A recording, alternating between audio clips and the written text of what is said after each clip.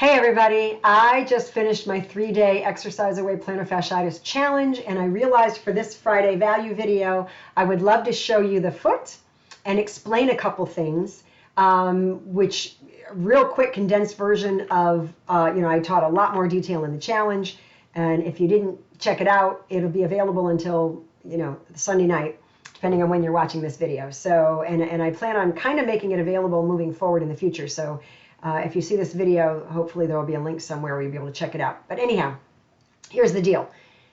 This is the right foot, and when you land on this heel, because of the shape of this bone, you're going to land on it a little bit on the outside if you're walking properly. And what that does is that causes it to drop down, and when it drops down, it causes that heel bone to evert. Now you can see that heel bone is really big. Comes all the way under your shin bone, right? Your tibia and your fibula here. So it's a really big bone, and the bone that sits on top of it is called the talus. Now this is your ankle joint, right? When you dorsiflex, your toes come up. When your toes point down, that's plantar flexion. So that joint is pretty straightforward. It's mostly forward and back. There's a little side-to-side motion, but you can see the shapes of the bones kind of prevent too much motion, unless you really, sprain your ankle and torque it really bad. And there's a tiny bit of rotation that happens there too.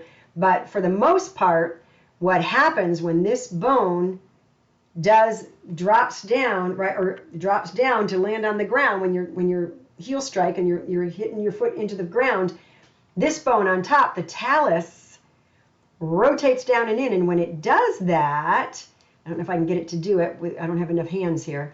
When it does that and it rotates down and in, it creates, if I can't get it to, I don't have enough, yeah. See how the foot kind of widens and opens up? Now, obviously, this isn't a perfect anatomical foot. It's just a model that's flexible. But see how that foot widens? So when this everts and this drops down and in, your foot becomes nice, flexible shock absorber, which we want when we're landing on our heel. But we don't want that when we push off our toe. We want a solid, stable propeller. So what makes that go from inverting, rotating down and in? Your upper body. Your upper body literally gets switched on because when that drops down and in, these bones kind of go with it, so they rotate in. And when the bones rotate in, it creates a pull on the muscles, which kind of wakes them up, kind of gets them to work. They get longer under tension. They're only going to allow so much of that, and then they're going to start to pull back, right? Because they load fully, that eccentric load that you've learned in other Friday value videos, switches everything on, wakes it up, creates that tensional energy, and then it unloads. So when it unloads from the top down, you're now turning the other way. This bone rotates out, which causes this bone to rotate up and in response, which causes your heel bone to invert or turn in. And when it does that, guess what? Your foot just went from a flexible shock absorber when you did a heel strike into mid stance as the foot lands. Just before toe off, it becomes a solid, stable propeller. Yeah, and that all has to happen from the time your heel hits the ground to the time your toe comes off the ground in one step, every step.